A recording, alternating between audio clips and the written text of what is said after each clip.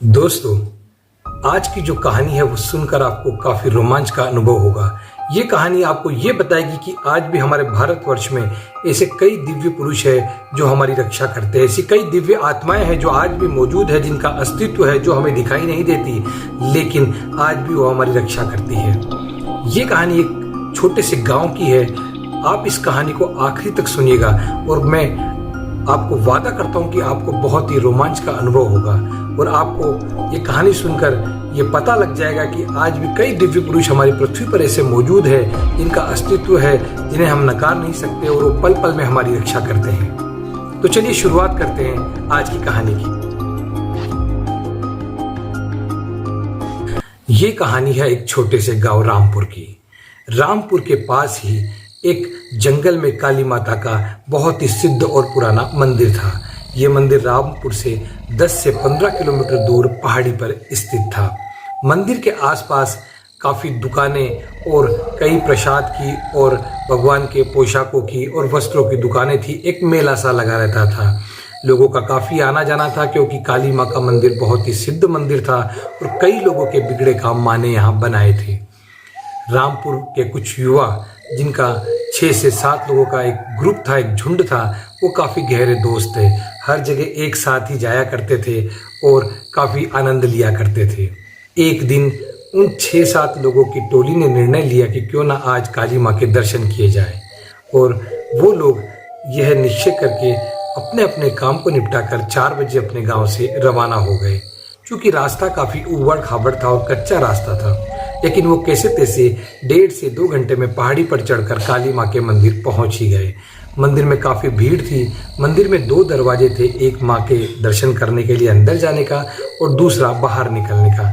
आसपास बाजार सजा हुआ था, मेला लगा हुआ था, भीड़ काफ़ी थी। उन्होंने अच्छी तरह माँ के दर्शन किए और वहीं कुछ बाहर लगी दुकानों में स्वल्पाहार लिया। उसमें से फिर एक दोस्त कहता है कि चलो यार जंगल में घूम के आते हैं।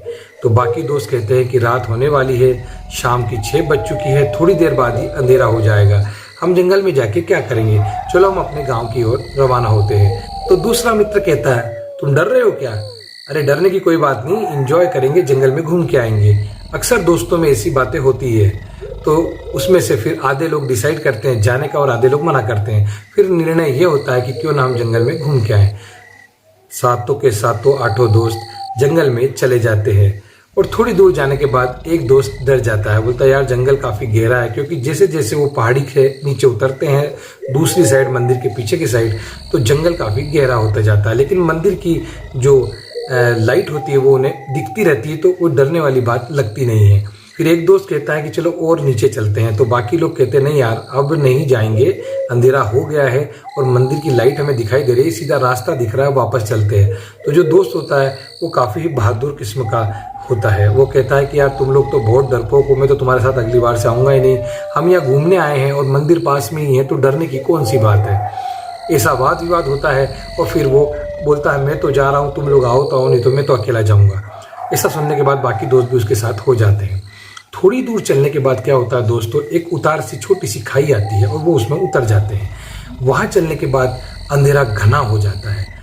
वो देखते हैं कि पीछे उन्हें मंदिर दिखना बंद हो जाता है और वो दिशा भ्रमित हो जाते हैं। उन्हें समझ में ही नहीं आता कि वो किधर जाए। वो रास्ता भटक जाते हैं, अंधेरे में उन्हें कुछ दिखाई नहीं देता। थोड़ी दूर जाने के बाद वो लोग क्या देखते हैं कि सन्नाटा चारों तरफ पसरा हुआ है, कोई भी उन्हें दूर दूर तक दिखाई नहीं दे रहा है। वो काफ़ी डर जाते हैं और सहम जाते हैं। फिर भी उनमें से एक दोस्त हिम्मत करता है और बोला आगे बढ़ो, रास्ता तो दिख ही जाएगा। लेकिन थोड़ी सी दूर जाने के बाद उन्हें तरह तरह की भूतिया और डरावनी और जानवरों की, जंगली जानवरों की आवाज़ें आना शुरू हो जाती है। वो लोग डर जाते हैं। चारों तरफ बिल्कुल काली चादर अंधेरे की लिपटी हुई रहती है, उन्हें कुछ भी दिखाई नहीं देता। वो दोस्त जो 7-8 दोस्त थे वो एक ग्रुप बना के आपस में हाथ पकड़ते हैं अपना और वहीं बैठ जाते हैं। उनमें से एक दोस्त के पास माचिस रहती है और वो कुछ कागज निकालता है, रद्दी जो जेब में पड़े रहते हैं, और माचिस से उन्हें जला देता है। और जैसे ही उजाला होता है तो उनकी जान में जान आती है। लेकिन जब वो ऊपर गर्दन उठा के देखते हैं तो उनकी सांसें वहीं रुक जाती है। वो क्या देखते हैं कि जंगल में कई तरह के जंगली जानवर और कई तरह के डरावने जानवर पेड़ों के ऊपर बैठे हैं और उन्हें ही घूर रहे हैं। उजाले में ये सब देखकर वो लोग कांप जाते हैं। वो सोचते हैं कि आज तो हम फंस गए और ये जानवर अगर हम पे हमला करेंगे तो ये हमारी जान भी ले सकते हैं। उनमें से एक दोस्त जब नीचे ज़मीन पे देखता है तो उसकी रूह कांप जाती है। वो देखता है कि वहाँ कई नरकंकाल पड़े हुए हैं। सभी समझ जाते हैं कि हम एक जाल में फंस चुके हैं और हम घने जंगल के बीचों बीच फंस चुके हैं। ये जो भी जानवर हैं या जो भी चीज़ें हैं ये हमें छोड़ने वाली नहीं है। सब आपस में धीरे से बात करके निर्णय लेते हैं कि हमें यहीं बैठे रहना है और कैसे तैसे रात को निकालना है और सुबह यहीं से जाना है, नहीं तो हम और घने जंगल में फंस जाएंगे। और ऐसा निर्णय लेकर वो लोग वहाँ बैठ जाते हैं। आग धीरे धीरे बुझने लगती है। अंधेरा वापस अपने चरम पर पहुंचने लगता है। इतनी देर में एक दोस्त पास में पड़ी सूखी घास उठाता है और उस आग पर डाल देता है। फिर आग वापस थोड़ी सी बढ़ जाती है और उजाला काफ़ी हो जाता है। और कोई तो हनुमान चालीसा पढ़ता है, कोई माता रानी को, काली माँ को याद करता है कि हे माँ यहाँ से निकालो। और सबकी स्थिति बहुत ही बुरी हो जाती है। सब लोग बुरी तरह डर जाते हैं। चूँकि वो गांव के बहादुर लोग थे, उन्होंने इस तरह की चीज़ों का पहले भी सामना किया था, तो वो इस डर को अपने चेहरे पे आने नहीं देते और हिम्मत रखते हैं।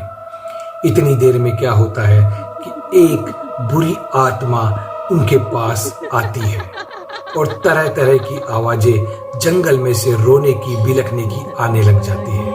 उस आत्मा को देख के वो सब के सब सहम जाते हैं।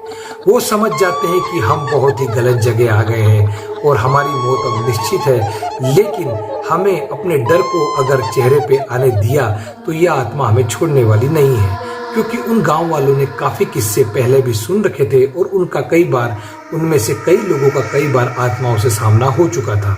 उन्हें पता था कि अगर अपने डर को वो जाहिर करेंगे तो यह आत्मा उन्हें छोड़ने वाली नहीं है। इसलिए वो बिल्कुल बहादुर भाव से उसका सामना करते हैं और उसकी तरफ देखते हैं। चूंकि वो कांपते हैं, पसीना उनके सर से लेकर नीचे पेड़ तक निकलता है, लेकिन इस चीज का जो डर का जो एहसास है वो अपने चेहरे पे आने नहीं देते। वो आत्मा गोल गोल उन चारों की तरफ घूमती है और उन्हें घूर घूर कर देखती है। कुछ समय के बाद वो आत्मा उनके पास आती है और उनकी आंखों में आंखें डालती है और चोर की आवाज लगाती है, तरह तरह की आवाज निकालती है। उसकी आवाज को सुन के 4 से 5 आत्माएं और वहां आ जाती है और मौत का खेल वहां शुरू हो जाता है। वो आत्माएं चारों तरफ उनके घूमने लगती है और 5 से 7 आत्माएं गोल गोल उनकी तरफ चक्कर लगाने लगती है। वो लोग काफी डर जाते हैं, लेकिन निर्णय ये लेते हैं कि मौत तो अब आ ही गई है, मरता क्या न करता। गांव वाले लोग थे, किसी के पास चाकू था छोटा सा, किसी के पास डंडे थे। वो हथियार लेके ही चलते थे, क्योंकि जंगली रास्ता था तो ये व्यवस्था है तो वो बना के रखते ही थे। वो निर्णय लेते हैं कि हम इसका सामना करेंगे और इससे लड़ेंगे और इनके ऊपर आक्रमण करेंगे। अगर बच गए तो ठीक है, नहीं तो मौत तो निश्चित ही है। ऐसा सोचने के बाद सब निर्णय लेते हैं कि इन चारों पांचों आत्माओं से वो डटकर मुकाबला करेंगे। वो लोग हमला करने वाले ही होते हैं कि इतनी देर में एक दिव्य पुरुष वहां प्रकट हो जाता है। वो पुरुष बहुत ही तेजायमान था, उसके चेहरे पे एक अजीब सी चमक थी और दाढ़ी थी। वो एक सिद्ध बाबा थे। उन्होंने केवल लुंगी पहनी हुई थी और उनके हाथ में तलवार थी। वो आके एक आत्मा के सर को धड़ से अलग कर देते हैं और जैसे ही वो आत्मा का सर काटते हैं तो आत्मा जोर के चिल्ला के वहां से भागती है। वो मरती नहीं है, लेकिन उसका धड़ कहीं और भागता है और सर कहीं और भागता है और वो फिर उस तलवार से सभी आत्माओं का सर और शरीर काटना शुरू कर देते हैं। सभी आत्माएं जोर जोर के चीखने दहाड़ने लग जाती है और इधर उधर भागने लग जाती है। कुछ देर बाद वो सारी आत्माएं, उनका सर्वनाश हो चुका था और वो जंगल में इधर उधर भाग के वहां से गायब हो जाती है। वो दिव्य पुरुष उन्हें देखते हैं और अपने हाथ से अपने पीछे चलने के लिए इशारा करते हैं। वो सभी लोग बहुत ही डरे हुए थे, उनके पास और कोई चारा नहीं होता है और वो चुपचाप उनके पीछे चलना शुरू कर देते हैं। थोड़ी दूर जाने के बाद उन्हें एक कुटिया दिखाई देती है। वो बाबा उन्हें उस कुटिया के अंदर चलने के लिए इशारा करते हैं। वो सारे के सारे लोग कुटिया के अंदर चले जाते हैं और उन्हें क्रमबद्ध बैठने के लिए कहते हैं। वहां जाने के बाद उन लोगों को एहसास होता है कि जिस जगह पे वो आए हैं वो जगह बहुत ही शांत और दिव्य जगह है। वहां उन्हें डर का एहसास बिल्कुल भी नहीं होता। वो समझ जाते हैं कि हम लोग बहुत ही अच्छी जगह आ गए हैं और उनका डर पूरी तरह खत्म हो जाता है। बाबा उन्हें लाइन से पंगत में बिठा देते हैं और भोजन करने के लिए उन्हें अपने हाथ से इशारा करते हैं। वो लोग नीचे बैठ जाते हैं। तब वो लोग क्या देखते हैं कि एक साधु और अंदर से आता है और उनके सामने पत्तल लगा देता है। पत्तल लगाने के बाद वो साधु उस पत्तल में छोटे छोटे पत्ते रख देता है और अपनी कमंडल से जल निकालता है और उन पत्तों पे छिड़काव करता है। थोड़ी ही देर में वो छोटे छोटे पत्ते पकवानों में परिवर्तित हो जाते हैं और सबको अपनी इच्छा के अनुसार पकवान वहाँ उस थाली में मिल जाता है। सभी लोग पेट भर के भोजन खाते हैं और उसके बाद वो बाबा उन्हें वहीं सोने के लिए कहते हैं। वो लोग सो जाते हैं, लेकिन इतने चमत्कारी अनुभव देखकर किसी को भी नींद नहीं आती है। सब सोए तो रहते हैं, लेकिन उनकी आंखें तो बंद रहती हैं, लेकिन उन्हें नींद बिल्कुल नहीं आती है, क्योंकि इतने चमत्कार उन्होंने जीवन में कभी नहीं देखे। फिर सुबह जब सूरज की पहली किरण उनके चेहरे पे पड़ती है और उनकी आंख खुलती है, तो वो क्या देखते हैं कि वो कुटिया भी गायब है, वो बाबा भी गायब है और वो सब घास पे लेटे हुए हैं। सब लोग बड़े ही आश्चर्यचकित होते हैं और फिर किसी तरह दिन के उजाले में रास्ता ढूंढते हुए मंदिर पहुंच जाते हैं और काली माँ के मंदिर जाके माता को प्रणाम करते हैं और मंदिर के पुजारी से आग्रह करते हैं कि बाबा आप हमें बताइए, हमारे साथ ये घटना हुई, हम जंगल में गए, ऐसे ऐसे हमको बुरी आत्माएं मिली, कोई दिव्य पुरुष आए, उन्होंने हमें बचाया, लेकिन फिर वो अंतर्ध्यान हो गए, तो ये क्या चीज है। तो मंदिर के पुजारी कहते हैं कि वो और कोई नहीं, इस जंगल की रक्षा करने वाली एक दिव्य आत्मा है। उन्होंने तुम्हारी नहीं कई लोगों की रक्षा की है, कई लोगों की जान बचाई है। बेटा ये जंगल बहुत ही खतरनाक है और कई लोग यहाँ मौत के मुंह में समा चुके हैं। अभी कुछ सालों से वो दिव्य आत्मा यही जंगल में प्रकट हुई है। कई लोगों ने उन्हें दिन के उजाले में ढूंढने की कोशिश की, जंगल का खाक छान मारा, कोना कोना छान मारा, लेकिन न वो बाबा मिले, न उनके चेले मिले और न उनकी झोपड़ी मिली। तुम बहुत ही भाग्यशाली हो कि उन्होंने तुम्हारी रक्षा की, तुम उन्हें नमन करो और यहाँ से चले जाओ। लेकिन वो लोग इस चीज से भयभीत ना होकर बड़े ही रोमांचित हुए। उन्होंने सोचा क्यों ना इस बाबा को वापस खोजा जाए और हमारे भविष्य के बारे में इनसे पूछा जाए।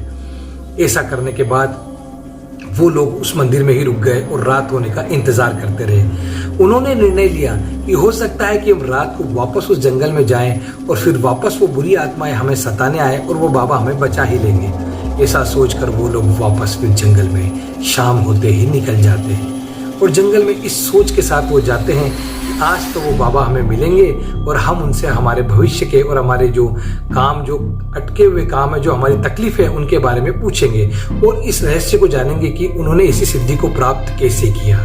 लेकिन दोस्तों वो जैसे ही अंधेरे में जंगल में जाते हैं तो जो संत का जो चेला था जिसने आके उन्हें भोजन कराया था, वो सामने एकदम से प्रकट हो जाता है और उनसे कहता है कि मुझे मालूम है कि तुम्हारे दिमाग में क्या चल रहा है। तो बोलते महाराज हम तो आपके दर्शन करना चाहते थे, आप लोग कौन हैं।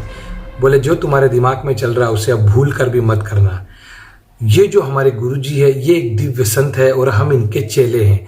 कई सालों पहले हम भी तुम्हारी तरह काली माता के दर्शन करने आए थे और इस जंगल में हम लोग रुके थे, लेकिन कई डाकू भी इस जंगल में मौजूद थे और हमें लूटने के मकसद से उन्होंने हमें घेर लिया और हमारी और हमारे गुरुजी की हत्या कर दी।